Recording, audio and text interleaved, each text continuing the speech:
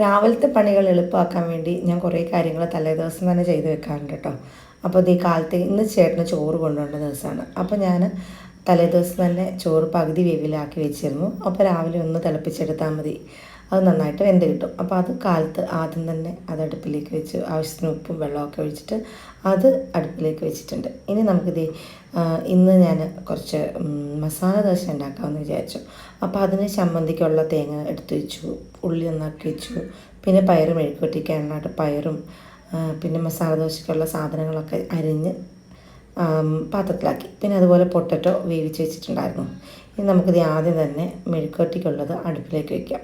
അതവിടെ ഇരുന്ന് വെന്തോളുമല്ലോ. അപ്പോൾ ഇത് 2-3 പച്ചമുളക് കീറിയിട്ടു, ഒരു സവോള ഇട്ടു, പിന്നെ നമ്മൾ അരിഞ്ഞു വെച്ച പയറും കൂടെ ചേർത്ത് നന്നായിട്ട് ഇളക്കിയെടുക്കാം. ആവശ്യത്തിന് ഉപ്പും കൂടി ഇട്ട് കൊടുക്കാം. പിന്നെ ഇതിനകത്ത് നമ്മളിപ്പം വെള്ളം ഒഴിക്കണില്ല, വെളിച്ചെണ്ണയിൽ തന്നെ വാട്ടിയെടുക്കുകയാണ്. ഇങ്ങനെ ഉണ്ടാക്കുമ്പോൾ പ്രത്യേക ഒരു രുചിയാണ് പയർ മെഴുക്കുവരട്ടിക്ക്. വെള്ളം ഒഴിക്കാണ്ട് ഒന്ന് ഉണ്ടാക്കി നോക്കിക്കോളൂ, നല്ല അടിപൊളി ടേസ്റ്റാണ്.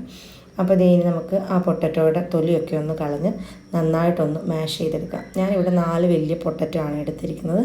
ഞങ്ങൾക്ക് 5 പേർക്ക് വേണ്ടിയിട്ടാണ്. ഒരു 2 മസാല ദോശ വീതം സ്കൂളിൽ കൊണ്ടുപോകാനും കൂടെ വേണ്ടിയിട്ടുള്ളതാണ്.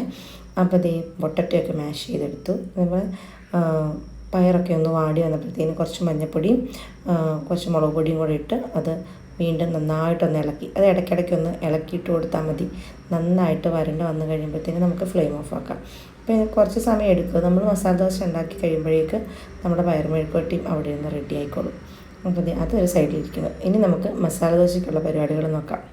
അപ്പോൾ അതിന് വേണ്ടിയിട്ട് ചട്ടി അടുപ്പത്ത് വെച്ച് വെളിച്ചെണ്ണ ഒഴിച്ചു കൊടുത്ത് അതിലേക്ക് കടുകും ഉഴുന്നും കൂടെ പൊട്ടിച്ചു.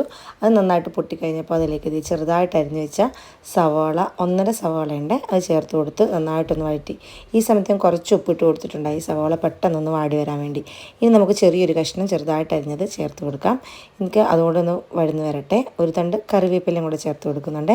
ഇനി നന്നായിട്ട് ഇതൊന്ന് വഴന്ന് വരുമ്പോഴത്തേക്കും ഒരുപാട് ബ്രൗൺ നിറമൊന്നും ആകാൻ നിൽക്കേണ്ട, നന്നായിട്ടൊന്ന് വഴന്ന് സോഫ്റ്റായി വരുമ്പോഴേക്ക് നമുക്കതിലേക്ക് 1/2 ടീസ്പൂൺ മഞ്ഞൾപ്പൊടി ഇട്ട് കൊടുക്കാം.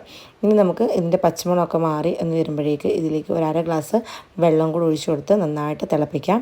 ഇനി ഈ സമയത്ത് നമ്മൾ കുറച്ച് ഉപ്പും കൂടി ഇട്ട് കൊടുക്കുക. എന്നിട്ട് ആവശ്യത്തിന് ഉപ്പ് ഉണ്ടോ ഇല്ലയോ എന്ന് നോക്കുക. നമ്മൾ പൊട്ടറ്റോയ്ക്കകത്ത് ഉപ്പ് ചേർക്കാണ്ടാണ് വേവിച്ച് വെച്ചിരിക്കുന്നത്. അപ്പോൾ പൊട്ടറ്റോയ്ക്കും കൂടെ ആവശ്യമായിട്ടുള്ള ഉപ്പ് നമ്മൾ ചേർത്ത് കൊടുക്കുക. ഇതിന് ശേഷം നമ്മൾ മാഷ് ചെയ്ത് വെച്ചിരിക്കുന്ന പൊട്ടറ്റോ കൂടി ചേർന്ന് നന്നായിട്ട് ഒന്ന് ഇളക്കിയെടുക്കുക. അപ്പോഴത്തേക്കും നല്ല സോഫ്റ്റായിട്ട് നമ്മുടെ പൊട്ടറ്റോയുടെ മസാല കിട്ടും. ഇനി നമുക്ക് ദോശ ഉണ്ടാക്കാം. ദോശ നല്ല സോഫ്റ്റായിട്ട് നമുക്ക് പരത്തിയെടുത്തിട്ട് അതിലേക്ക് ഈ മസാലക്കൂട്ട് കൂടെ വെച്ച് കൊടുത്താൽ നമ്മുടെ മസാല ദോശ റെഡിയായി കിട്ടും. മക്കൾക്ക് ഭയങ്കര ഇഷ്ടമാണ് മസാല ദോശ കഴിക്കാനായിട്ട്. നാട്ടിൽ വരുന്ന സമയത്ത് ഞങ്ങൾ എപ്പോഴും എന്താ പറയുക, മിസ് ചെയ്യാണ്ട് കഴിക്കുന്നൊരു ഐറ്റം കേട്ടോ ഈ മസാല ദോശ എന്ന് പറയുന്നത്. നമുക്കിവിടെ ഗോവയിൽ അത്ര ടേസ്റ്റി ആയിട്ടൊന്നുള്ള മസാല ദോശ കിട്ടില്ല. വലിപ്പം ഭയങ്കര കുറവാണ്. അതുപോലെ തന്നെ നമ്മുടെ നാട്ടിലെ ആ മസാല ദോശയുടെ ടേസ്റ്റ് ഇവിടെ ഏത് ഹോട്ടലിൽ പോയി കഴിച്ചാലും നമുക്ക് കിട്ടാറില്ല. അപ്പോൾ വീട്ടിൽ ഇടയ്ക്ക് ഇതുപോലെയൊക്കെ ഒന്ന് മക്കൾക്ക് ഉണ്ടാക്കി കൊടുക്കുകയാണെങ്കിൽ അവർക്കൊരു സന്തോഷമാകുമല്ലോ. ഇവിടെ മക്കൾക്കൊക്കെ ദോശ അല്ലെങ്കിൽ ഭയങ്കര ഇഷ്ടമാണ്. അപ്പം ഞാൻ കുറച്ച് നെയ്യൊക്കെ തടവി കൊടുക്കുന്നുണ്ട് കേട്ടോ. എന്നിട്ടാണ് മസാല ദോശയ്ക്കകത്ത് ഉണ്ടാക്കുന്നത്. ഈ നെയ്യ് ഞാൻ വീട്ടിൽ തന്നെ ഉണ്ടാക്കിയതാണ്. ഒരു വീഡിയോ ഞാൻ പറഞ്ഞിട്ടുണ്ടായിരുന്നു. നമ്മൾ പാലിൻ്റെ പാട എടുത്ത് വെച്ചിട്ട് അതുകൊണ്ട് ഉണ്ടാക്കിയ നെയ്യാണ്. നല്ല ടേസ്റ്റാട്ടോ അതുണ്ടാക്കാൻ. ഞാനൊരു ദിവസം അതിൻ്റെ വീഡിയോയും കൂടെ ഷെയർ ചെയ്യാം. അപ്പോൾ നമ്മുടെ പയർ മെഴുക്കുവരട്ടി റെഡി ആയിട്ടുണ്ട്, മസാല ദോശ റെഡി ആയിട്ടുണ്ട്, നല്ല ചൂടുള്ള ചായയുണ്ട്, നല്ല എരിയുള്ള ചട്നിയുണ്ട്. അപ്പോൾ ഇന്നത്തെ വീഡിയോ ഇത്രയേ ഉള്ളൂ. ഇഷ്ടപ്പെട്ടെങ്കിൽ ലൈക്ക് ചെയ്യുക, ഷെയർ ചെയ്യുക, മറക്കാണ്ട് ചാനൽ സബ്സ്ക്രൈബ് കൂടെ ചെയ്യുക. അപ്പോൾ താങ്ക്സ് ഫോർ വാച്ചിങ്.